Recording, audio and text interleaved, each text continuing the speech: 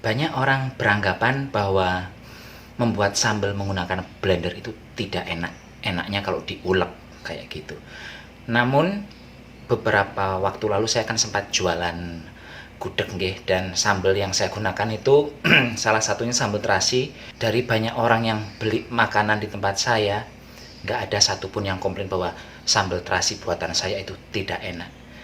Tidak hanya orang Jawa yang beli, beragam suku juga banyak yang beli, dan mereka justru memuji sambal saya. Enak banget katanya. Mungkin Bapak Ibu penasaran juga seperti apa sambal terasi versi Santo Sapi yang dulu itu laris banget. Yuk, kita ikuti videonya, nggih. Cus!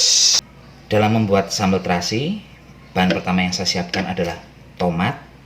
Ini tomatnya kali ini saya hanya memakai 2. Langsung masukkan, nggih. Dan ini semuanya mentah saja dulu. Kemudian ada bawang merah. Bawang merah saya menggunakan banyak, Pak Bu. 1, 2, 3, 4, 5, 6, 7. Ada 7 buah bawang merah saya pakai. Berikutnya ada terasi. Dan terasi yang saya gunakan selalu terasi tradisional, bukan terasi pabrikan. Ini tuh beli bungkusnya cuman seperti ini. Nggak ada bungkus yang aneh-aneh, mereknya nggak ada. Ini saya akan menggunakan terasi sebanyak ini. Kalau menggunakan terasi yang lain menurut saya itu kayak kurang nendang, kurang enak bau terasinya. Ini langsung masukkan saja. Ini masih mentah semua, Pak Bu, nggih. Berikutnya ada cabai merah. Ini cabai merahnya menggunakan ilmu kira-kira saja banyaknya. Berikutnya cabai rawit. Kalau bisa cabai rawitnya yang setan rojim, nggih. Jangan yang warna hijau seperti ini, gunakan cabai rawit yang warna merah. Akan jauh lebih bagus warnanya. Tambahkan minyak goreng. Ini minyak gorengnya saya menggunakan 1 mangkok. Agak banyak memang saya gunakan. Mungkin ada di antara Bapak Ibu yang bertanya-tanya, kok kayaknya ada yang kurang bumbunya, apa ya? Bawang putih ya? Saya memang tidak memakai bawang putih, Bapak Ibu. Jadi kalau saya membuat sambal, bumbu utamanya ini saja.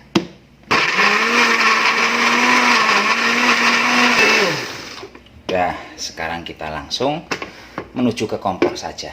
Kembali saya akan menggunakan wajan kesayangan saya, si hitam manis. Ini jangan dinyalakan apinya dulu, Pak Bu. Masukkan aja dulu semua. Tambahkan 1 batang serai. Kemudian ada daun jeruk beberapa lembar ini. Ada 4 lembar saya menggunakan. Nah, sekarang baru dinyalakan kompornya. Gunakan api yang kecil saja. Nggak perlu api besar.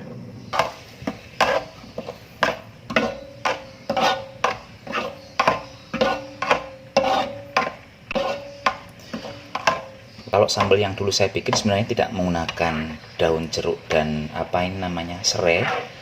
Namun beberapa waktu lalu saya sempat mencoba lagi membuat sambal menggunakan 2 bahan tambahan ini.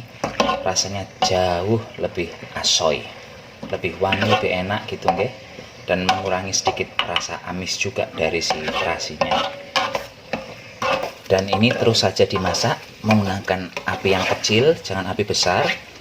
Selain menghindari si minyaknya muncrat kemana-mana, menggunakan api kecil juga membuat matangnya itu lebih enak, nggih. Jadi lebih tanek, tidak matang karena gosong, tapi memang matang karena matang. Saya tambahkan garam. Saya tambahkan gula Jawa. Gula Jawanya seberapa banyak? Ini nanti sambalnya harus sering diicipi setelah ditambahkan gula, karena si sambalnya itu harus mempunyai sedikit cita rasa manis. Jadi gulanya fungsinya tidak hanya untuk membuat sambalnya tidak bikin bersin-bersin orang, gitu, tapi memang harus menimbulkan cita rasa, ada sedikit rasa manisnya. Jadi saya tidak bisa memastikan ini nanti akan seberapa banyak gulanya. Kadang bisa menggunakan agak banyak, menggunakan sedikit, tergantung gulanya asli atau palsu. Kalau yang udah kecampur dengan gula pasir biasanya agak banyak memakainya. Ini saya masukkan 1 dulu. Siapa tahu dengan 1 sudah cukup, karena ini gulanya gula asli, bukan gula campuran. Dan di sini Bapak Ibu, saya akan menambahkan pete. Ini di sambal-sambal saya biasanya tidak pernah menambahkan pete, tapi berhubung hari ini ada pete, guys, saya masukkan saja di sini.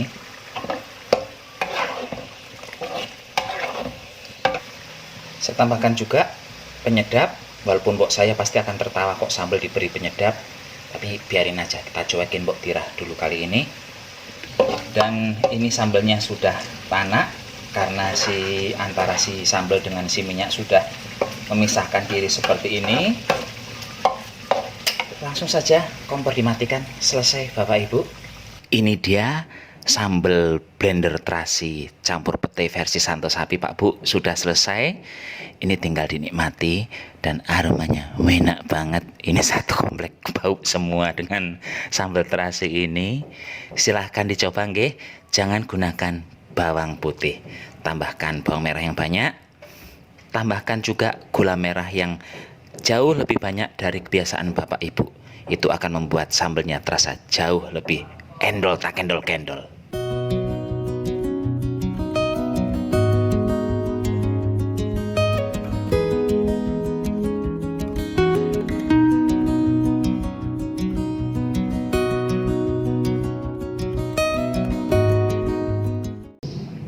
Sebelum pamit, ngicipi dulu sambalnya nggih.